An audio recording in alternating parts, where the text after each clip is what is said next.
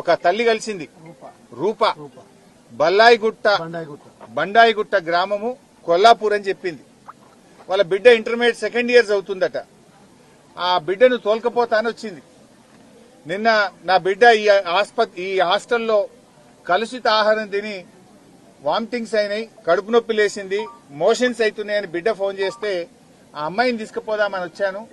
పొద్దున టిఫిన్ పెట్టారు. ఇలా మెనూ ప్రకారం పెట్టాల్సిన టిఫిన్ ఏంది? ఇలా పూరి చపాతీ పెట్టాలి.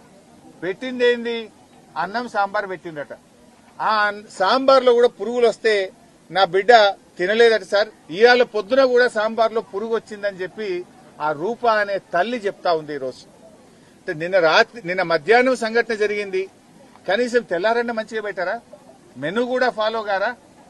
ఇవాళ మెనూలో పెట్టాల్సింది పూరి, పెట్టింది అన్నం సాంబారు. ఆ సాంబార్లో పురుగులు వెళ్ళినాయి, నా బిడ్డ తినకుండా ప్లేట్ కింద పడేసింది సార్. ఇట్లయితే ఎట్లా సార్? హాస్టల్ బాగలేదు, తిండి పెట్టలేరు చక్కగా, చదువులు బాగున్నాయి అన్నది. ఏ మాట కామాట ఉన్న నిజం చెప్పాలి. చదువు బాగానే ఉంది కానీ తిండి చక్కగా లేదు, నీళ్లు రావడం లేదు, బాత్రూంలకు పోతే కక్కస్తున్నది, వామిటింగ్స్ వస్తుంది. ఎప్పుడైనా పోయి మేము చూడ్డానికి పోతే అసలు నిర్వహణ ఏమాత్రం బాగలేదు అని చెప్పి తల్లులు ఒకవైపు బాధపడుతున్నటువంటి పరిస్థితి ఉన్నది.